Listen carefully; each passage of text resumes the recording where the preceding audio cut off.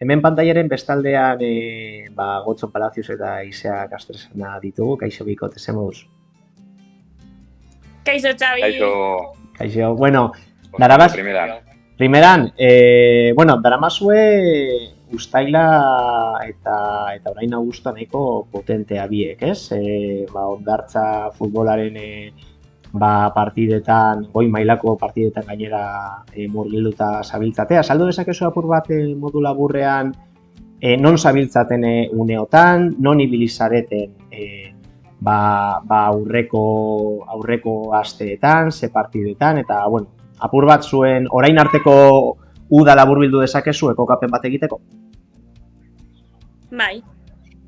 Gure temporada, futbol hartzeko temporada, duela 3 hilabete terdi hasi egin zen. Gotzon salura lehenengo sedean.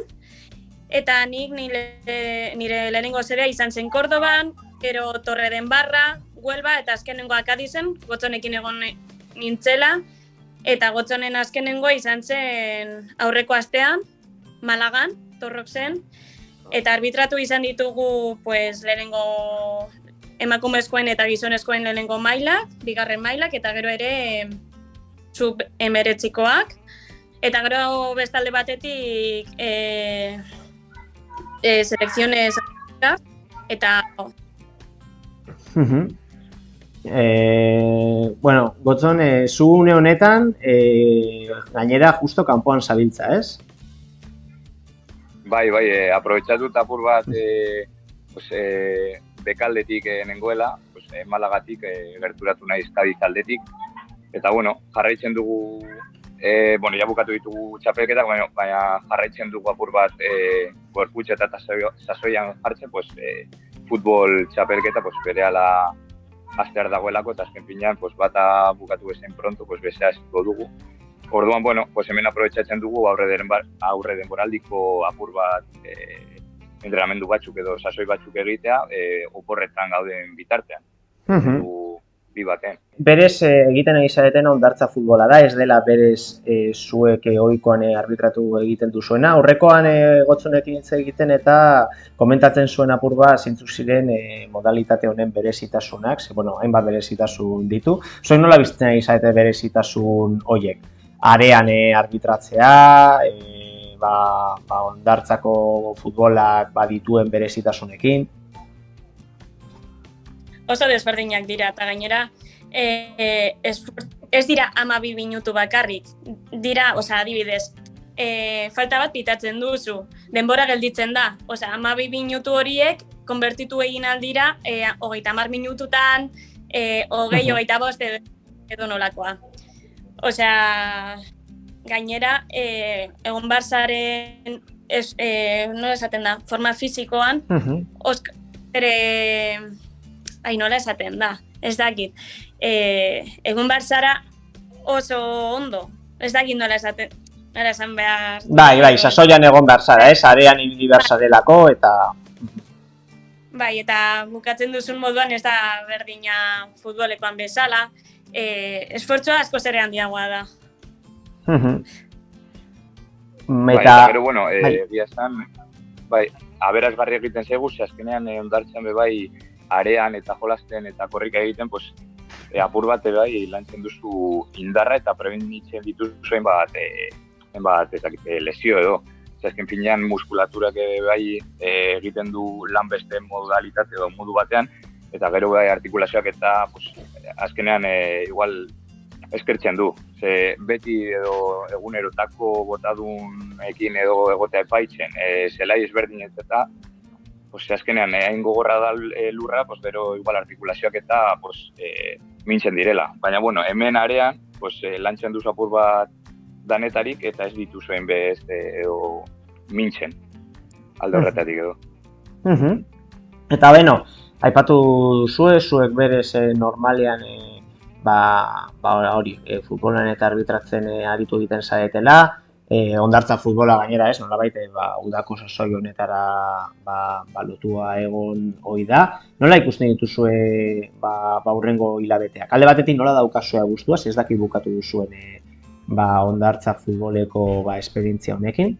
Eta gero bestalde batetik ere, ze asmo dituzuen, ikasturte berriari begira edo irailetik aurrerako fase horri begira. Pues adibidez, futbol ondartzeko futbolan bukatu egin dugu da, eta hasiko dugu aste honetatik aurrera futbol zelaikoa. Eta adibidez, pues ni bihar daukat goizean el reconocimiento médico eta gero arratsaldean jada daukat nire lehenengo partidua. Gero iralean Pamplonan, igandean berriro ere Gasteizen, eta horrela. Hilabete hau izango da, pues, partiduak edukiko ditugu de todas las categorías. Vale. Kasu Gotzon? Hori da, azkenen, pues, orain Aizak esan duen modua, pues, Ondartz futbola bukatu da, 3 hilabete terdita irauten duen txapelketa delako, azken finean labur samarra edo. Eta orain justo lehen esan dizun moduan behar Aizak, pues, egin dugu apur bat aurre denboraldia moduan. Azken finean orain hasiko dugu futbol aurre denboraldia, azken da gure liga iraia partean. Eta orain baitugu, pues, berak esan duen moduan bihartik aurrera eta holan, pues, lagunarteko partidak. Bai emakumezkoena zein gizonezkoena, eta bueno, hemen pues, aukera daukagu apur bat, pues, talde onak edo goi mailako taldeak bai epaitzeko, pues, azken finean aukera ematen digutelako pues, nazional mailan gauden guztioi, pues, epaitza, pues, izan daitezkenak Alabez, Osasuna, Erriosako taldeak edo enbat olakoak. Orduan bata bukatu eta bestea hasteko garaia ematen duela. Vale, eta gero hori, irailetik aurrera, bueno, ja sartu egiten zarete ohiko partiden erritmoan eta maratoian. Claro, zuek zatozte, kirola praktikatzetik, eta hartu zenuten autua nolabait kirola arbitratzera. Kanpotik ikusita gutxienez ez dirudi, ez dakit oso plan ona, une oro goitik bera, asteburu batean toki batean edo beste batean egotea. Zer egiten du berez izuentzako arbitrajeak? Ikusten dena edo kanpotik ikusten dena bezain egogorra da, konpentsatu egiten du? Claro, konpentsatu egiten duela. Adibidez, bidaiatzen duzu Tenerifera edo Sevillara, adibidez. Kointziditzen duzu beste trio arbitral batekin edo ez dakit zure trio arbitralarekin. Ta ez pasarete ezagutzen, pues ezagutzen gara. Bai, hori da, eta bero azkukinean, pues, batzuetan egiten dugu balantza bat eta pentsatzen dugu, pues, konpentsatuko du edo ez du konpentsatuko. Azken finean hemen bagaude izango da konpentsatzen gaituelako. Azken finean hainbat gauza utzi beharko ditugu bidean, pues, batzuetan ez dakit lagun artean edo egotea pues, asteburu batean, familiarekin hainbat pues, dakit, hainbat eventotan edo egotea. Azken finean batzuetan zetxe esan barko diogu alde horri, pues, azken finean partidak eta asteburuan izaten ditugulako, eta balantxan jarrita pues, ikusten dugu hau bukatuko den zerbait dela, orduan orain aprobetxatu beharko dugula, nahiz eta oraindik asteak izan. Baina, bueno, jakin da hori, pues, Aizak esan duen moduan, azken finean leku batetik bestera joatzea, lagunekin, kideekin, kultur anitzak ezagutzea eta holan, pues, azken finean abergarria da bai guretzat, zein gure ingurukoentzat, azken finean zurgatzen dugun dana, pues, partekatu dezakegu bai familian, lagun artean, gure bizitzan, gure esoiko lanetan eta bar. Eta, beno, horri begira aipatu duzu, ez, Gotzon, nolabait arbitrajea badela, orain aprobetxatu behar dela, ez, gazteak zaretela alako erritmoa sartzeko, zer helburu dituzue zentzu horretan baizuk eta bai Aizeak arbitraje mundu honetan. Noraino iristea gustatuko litzaizueke? Bueno, pues niri adibidez, Bueno, badara matxata aurtengo denboraldiarekin 15. izango dana. Horietatik, pues, erdia baino gehiago banau maila berean. Horrek zer esan nahi du, ez naizela egoko, jaitsiko naizela, ez horrek azkenean bakarrik da pues, tokatzen zaidan mailan egotea, pues, merezimenduen edo da nadalakoa. Eta, bueno, zein da helburua, pues, geroz eta gehiago ikastea, ahalik eta urrunen ailegatzea, eta azken finean hemen esaten da moduan.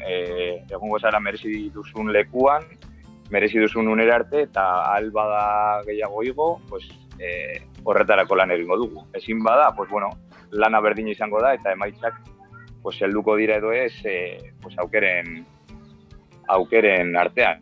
Azken finean hori da, zuk egon bazara €1 prestatzen, pues, deitzen zaituzten erako, edo aurrera pausua emateko pues, eskatzen diguten une ziragarre hori pues, itxoitzen dugun bitartean. Eta, Izea, zu ze asmo dituzu bai hurrengo hilabeti begira, noraino irista gustatuko litzaizuke, ja urteak daran batzazu, ez, arbitraje munduan murgilduta. Adibidez, nesken aldetik, nago lehengo mailan, así que ezin dut bigo, bakarrik 25 urteak betetzerakoan, izanan naiz FIFA, eta orduan, pues, da pausu asko ere handiago bat, eta gero gizonezkoen aldetik, nago gotzonen kategoria berdinan, eta nire asmoa zein da, pues, aldudan guztian urrunen ailegatzea. Eta hori, pues, nire intentzioa, pues, lehengo mailara igotzea. Oso ondo. Ba, horrekin gusten zaituztegu, Nikode, eskerrik asko galderi erantzutatik, eta, bueno, sorte hone, ba, hurrengo egun eta asteetan dituzuen partida guztiekin. Eskerrik asko. Ni esker zuri.